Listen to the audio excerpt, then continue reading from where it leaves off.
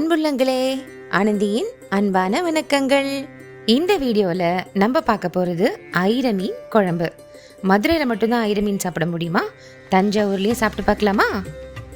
ஐர மீனை சுத்தம் செய்கிறது தான் ரொம்ப ரொம்ப முக்கியம்.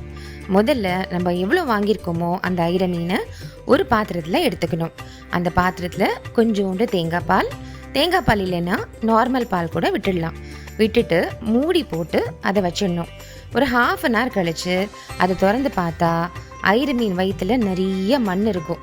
அது எல்லாத்தையும் துப்பினோன்னு நல்லா தண்ணி வச்சு அலம்பி அந்த ஐர மீனை எடுத்து உப்பு போட்டு நல்லா உரசிடணும். நல்லா உரசி வாஷ் பண்ணிட்டோன்னா ஐர மீன் ரொம்ப ரொம்ப நீட்டாகிடும். இப்போ தான் இதை சமைக்கவே நம்ம ஸ்டார்ட் பண்ணணும். நாங்கள் 1 கிலோ ஐர மீன் வாங்கியிருந்தோம். ஸோ இந்த 1 கிலோ ஐர மீனுக்கு ஒரு சின்ன பால் சைஸில் புளி ஊற வச்சுக்கலாம். ஐர மீன் இங்கே க்ளீன் ஆகிட்டு இருக்க நேரம் புளி நல்லா ஊறின பிறகு தான் நம்ம கரைக்கிறதுக்கு ஈஸியாக இருக்கும் இல்லையா? ஸோ அதனால முதல்லையே புளியை ஊற வச்சிடலாம். ஐர மீன் குழம்பு மற்ற மீன் குழம்பு மாதிரி செய்யக்கூடாது. இது வேற மாதிரி கொஞ்சம் அரைச்சி விட்டு செய்யணும். அதுவும் மண் சட்டியில் செஞ்சால் ருசி வேற லெவலில் இருக்கும். அதனால மண் சட்டியை எடுத்துக்கலாம். இதோட கொஞ்சோண்டு நல்லெண்ணெய் சேர்த்துக்கலாம். 1 டேபிள் ஸ்பூன் சோம்பு, 1 டேபிள் ஸ்பூன் ஜீரகம், 1/4 கிலோ சின்ன வெங்காயம், 1/4 கிலோ தக்காளி, 1 மூடி தேங்காய், இது எல்லாத்தையும் சேர்த்துக்கலாம். தேவையான அளவு உப்பு போட்டுடலாம். உப்பு போட்டால் தான் நல்லா வதங்கும்.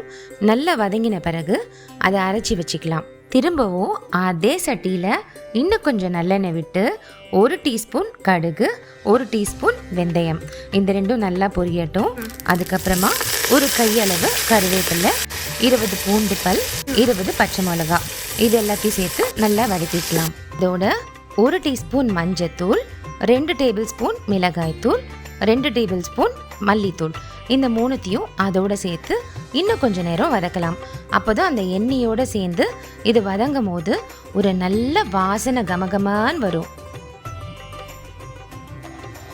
நல்லா வதங்கின பிறகு கரைச்சி வச்சிருக்க புளியை இதோட சேர்த்துக்கலாம். அதோட அரைச்சி வச்சிருக்க மசாலாவையும் சேர்த்துக்கலாம். இப்போ குழம்பு நல்லா கொதிக்கட்டும். கொதிக்கிறது ரொம்ப ரொம்ப முக்கியம். எவ்வளோத்துக்கு எவ்வளோ கொதிச்சு எண்ணெய் பிரியுதோ அந்த அளவு மீன் குழம்பு ரொம்ப நல்லாவும் இருக்கும். நாள் பட வச்சியும் நம்ம சாப்பிடலாம். எண்ணெயெல்லாம் ஓரத்தில் பிரிஞ்சு வந்துருச்சு. இப்போது சுத்தம் செஞ்சு வச்சிருக்க ஐர மீனை இதோட சேர்த்துடலாம். ஐர மீன் சின்னதாக இருக்கிறதுனால ஒரு 5 நிமிஷம் கொதிச்சா போதும். அதுக்கு மேலே இருந்தால் மீன் காணாமையே போயிடும். ஒரு வழியாக மீன் நல்லா வெந்து வந்துருச்சு. அட்டகாசமான ஐர மீன் குழம்பு ரெடி.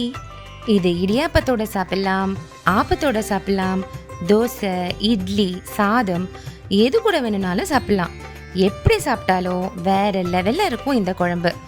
இதே மாதிரி நீங்களும் சமைச்சு சாப்பிட்டு பாருங்க. எப்படி இருந்ததுன்னு கமெண்ட்ஸில் சொல்லுங்க.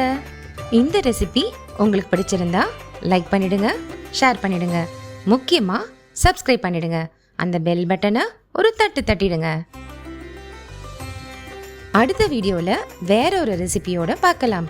அது வரைக்கும் அன்பை பரிமாறிக்கிட்டே இருங்க. நன்றி, வணக்கம்.